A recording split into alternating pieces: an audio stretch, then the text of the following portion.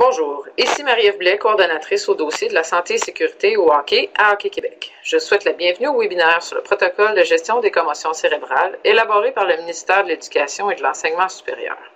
Afin de prendre connaissance de tous les éléments du protocole, je vous invite à prendre connaissance de l'ordre du jour en 5 points qui suivent. Premièrement, nous ferons un bref historique sur l'élaboration du protocole. Deuxièmement, nous vous survolerons le protocole explicatif du protocole de gestion des commotions cérébrales. Ensuite, nous regarderons en détail la fiche de suivi. Quatrièmement, nous regarderons le protocole spécifique en hockey. Et finalement, nous visiterons le site Internet de Hockey Québec afin de vous montrer les outils disponibles à l'ensemble des membres. Concernant l'historique, le protocole a été élaboré au cours des dernières années en débutant par une consultation auprès des fédérations sportives et des milieux concernés par l'élaboration d'un tel protocole. Il faut donc savoir que le protocole est applicable dans plusieurs secteurs, dont les activités sportives, les milieux scolaires, les garderies, etc. Le groupe de travail a par la suite fait ses travaux et proposé au ministère des recommandations, produit des outils en collaboration avec l'Institut national d'excellence en santé et services sociaux et les représentants du milieu de la santé. De plus, le protocole tient compte de la déclaration consensuelle de la rencontre de Berlin de 2017. Le protocole représente des mesures minimales en matière de gestion de commotion cérébrale. Il s'applique en tout temps, en présence ou non d'un professionnel de la santé. Il préconise une approche préventive impliquant l'ensemble des intervenants gravitant autour du joueur ou de la joueuse. Il n'est pas un outil de diagnostic de commotion cérébrale. Avant de débuter avec les étapes à proprement dites du protocole, il est important de se rappeler qu'une commotion cérébrale est une blessure invisible qui peut être causée par un coup direct à la tête ou non, qui engendre un mouvement du cerveau à l'intérieur de la boîte crânienne. Il faut noter également que les symptômes peuvent varier d'une personne à l'autre. La première section du protocole concerne la détection. Il faut être attentif à toutes les situations pouvant causer potentiellement une commotion cérébrale.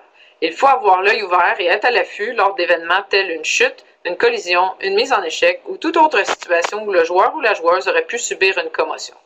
Il faut savoir que dans certains cas, il peut se passer jusqu'à 48 heures avant l'apparition des premiers symptômes. Il faut toujours garder en tête que nous avons affaire avec des jeunes en plein développement et que leur cerveau continue de se développer jusqu'à l'âge de 21 ans. Il est de notre devoir en tant qu'adultes de les protéger en assurant un retour sécuritaire à leurs activités régulières. Donc, en cas d'événement pouvant causer une commotion cérébrale, il faut immédiatement retirer le joueur ou la joueuse du jeu, qu'il y ait des symptômes apparents ou non au moment de l'incident.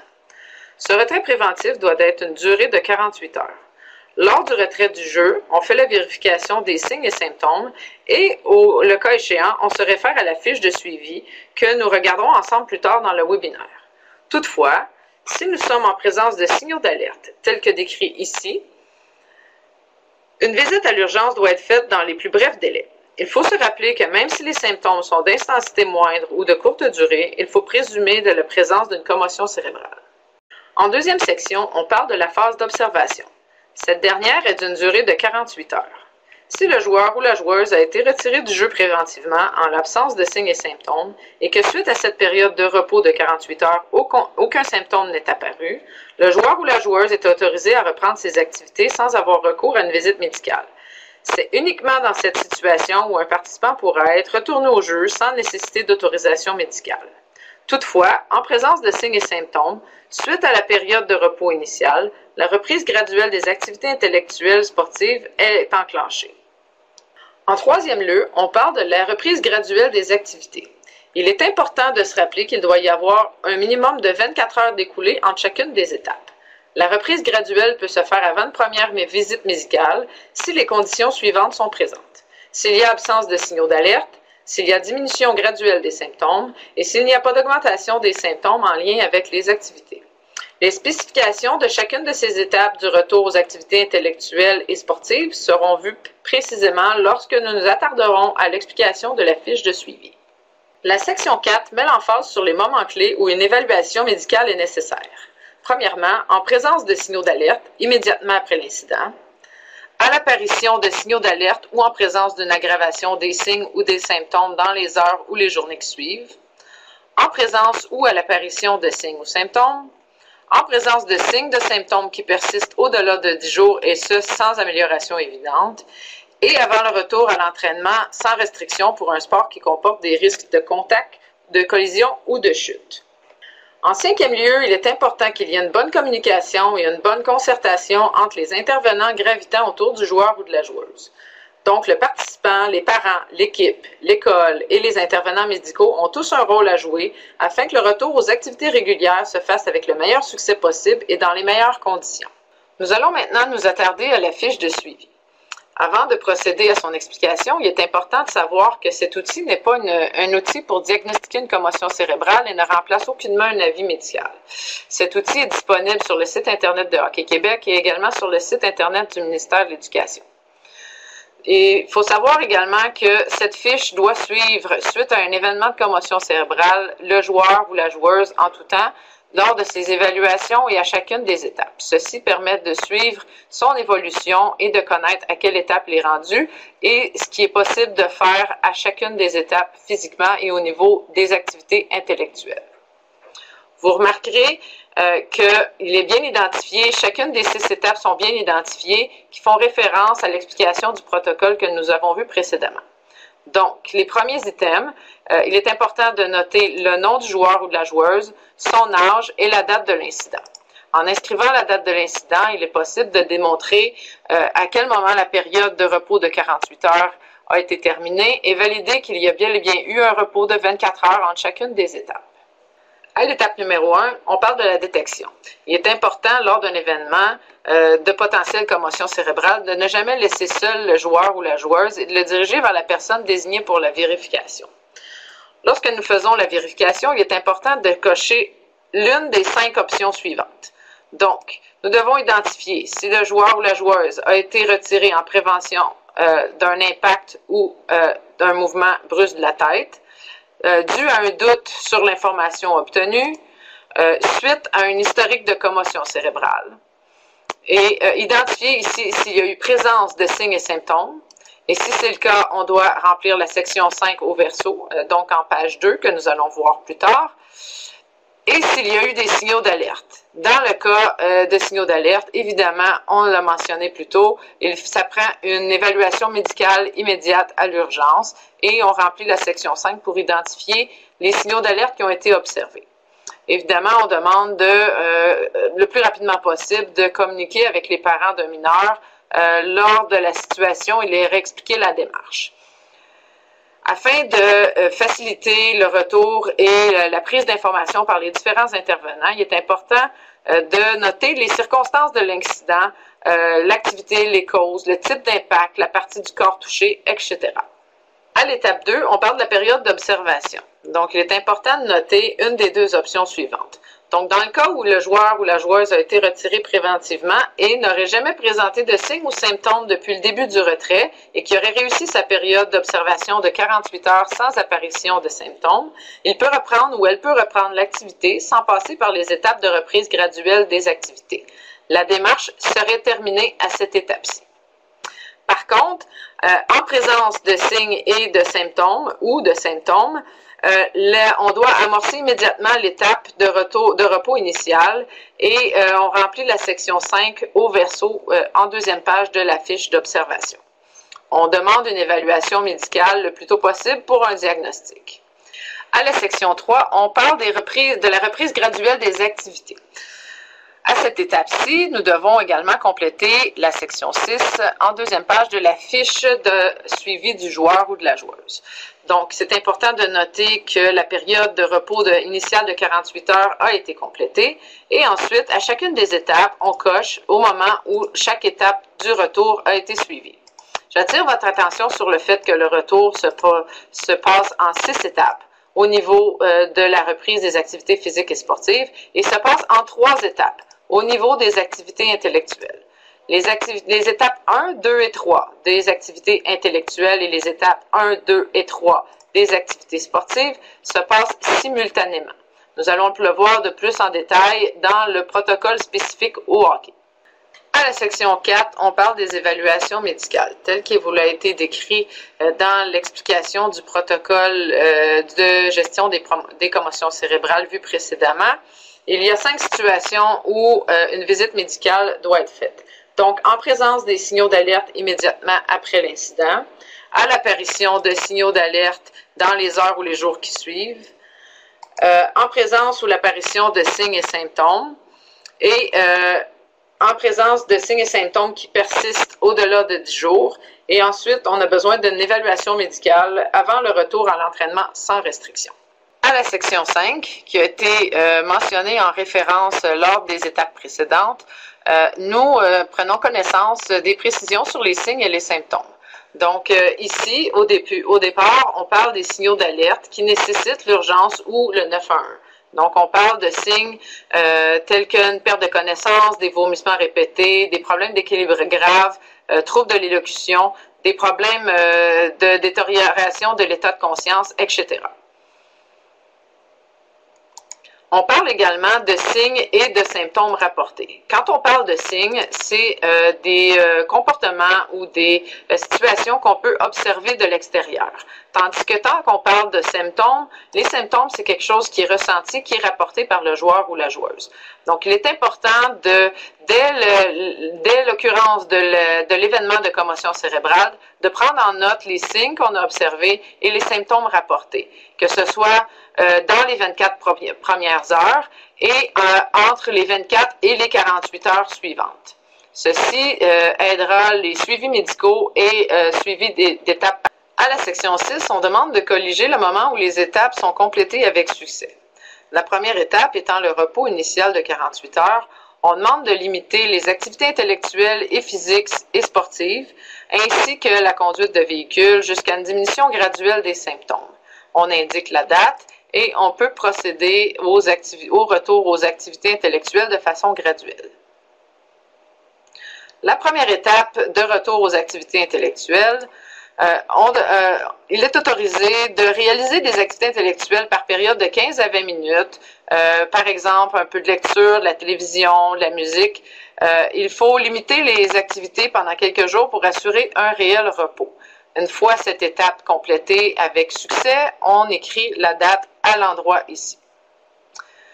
À l'étape 2, on parle de reprendre graduellement des activités intellectuelles structurées. Par exemple, des activités scolaires, des projets, de la musique, du chant, du théâtre, etc. On note encore une fois la date à laquelle l'étape est réussie avec succès. J'attire votre attention sur l'élément ici en gras entre l'étape 2 et 3. On demande de ne pas dépasser l'étape 2 avant qu'il y ait une disparition complète des symptômes. À l'étape 3, on peut reprendre complètement la routine scolaire, le travail artistique ou de loisirs, les examens à l'école, les projets, etc.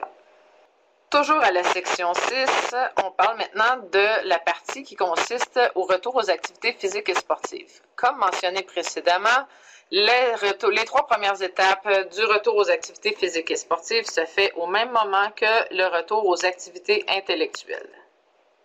Donc, l'étape 1, en termes d'activités physiques et sportives, on parle de faire des légers exercices de conditionnement, par exemple de la marche, de la course, de la natation, de la course légère, évidemment.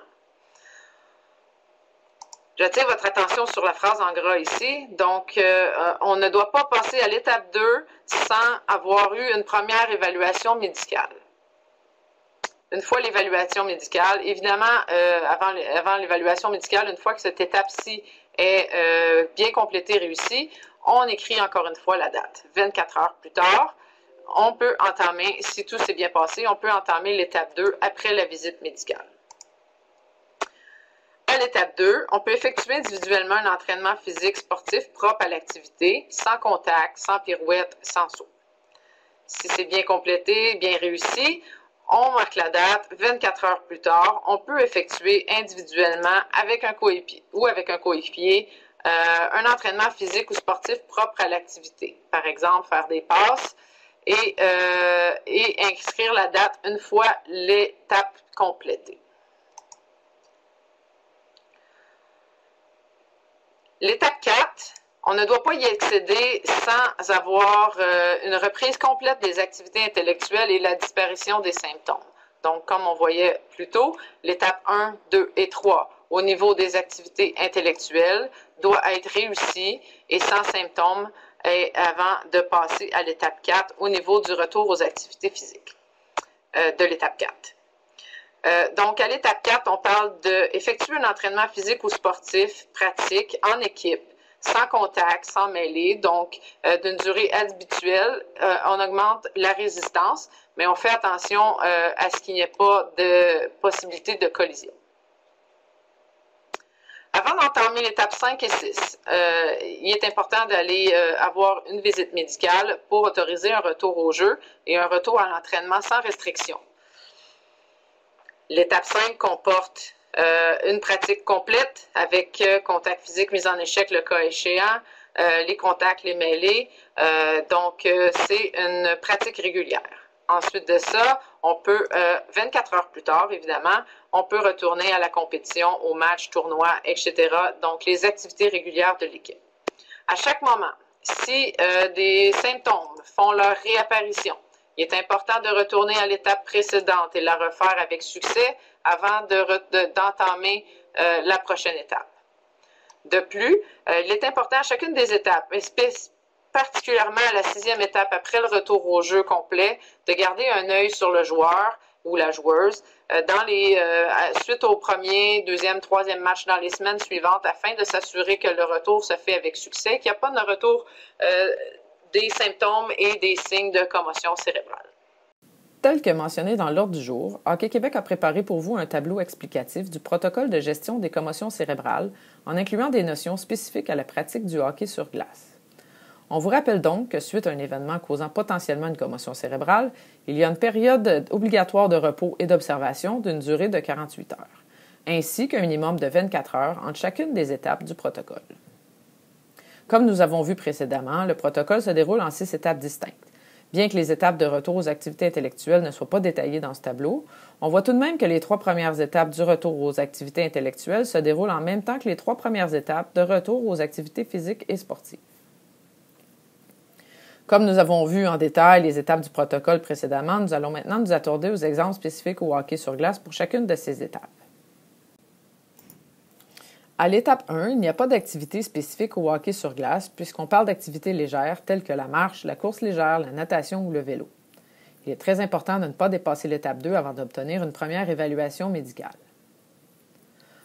Lors de l'étape 2, on continue de faire des activités hors glace en augmentant l'intensité de l'effort. On peut inclure des activités propres au sport hors glace, telles que le maniement d'une balle avec un bâton, avec ou sans les patins. L'objectif est de valider la tolérance à l'effort. À l'étape 3, on veut faire un retour progressif sur glace avec des exercices légers qui n'impliquent pas de coéquipier ou d'opposants. On veut éliminer les possibilités de collision ou de contact. On évite également les changements de direction rapides ou brusques. On ne doit pas dépasser cette étape sans la reprise complète des activités intellectuelles et la disparition des symptômes. À l'étape 4, on augmente l'intensité sur glace, on introduit les changements de direction, les feintes, les arrêts brusques. Également, on peut faire des exercices avec un partenaire sans travail en opposition. On introduit également les situations de prise de décision.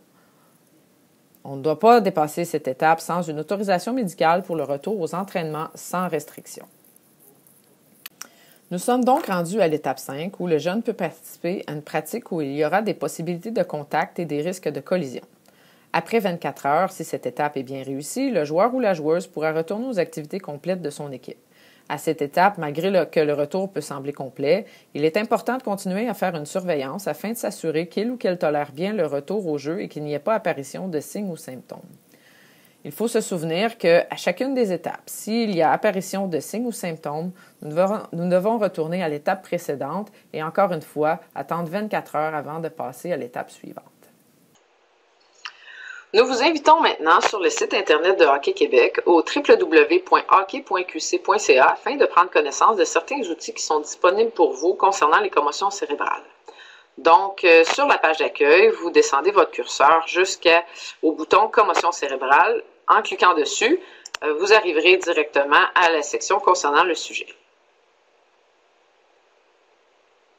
Le premier outil disponible pour vous est une vidéo explicative sur le protocole de gestion des commotions cérébrales. Cette vidéo est d'une durée d'une dizaine de minutes et explique étape par étape l'ensemble du protocole de gestion des commotions cérébrales.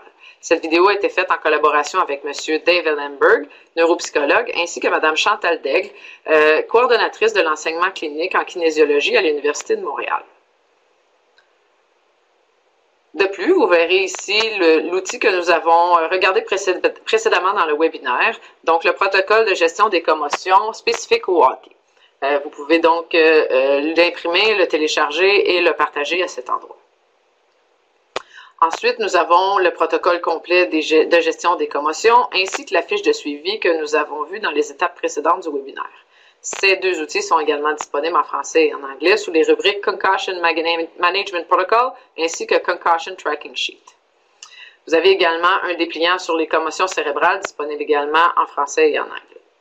Ensuite, un document relatif au retour graduel aux activités intellectuelles, physiques et sportives suite à une commotion chez l'adulte ainsi que chez l'enfant.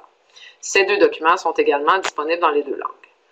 Finalement, on vous invite à prendre connaissance de deux applications disponibles. La première de Hockey Canada, disponible pour Apple et Android, ainsi que celle de Servosport, développée par le professeur Dave Ellenberg.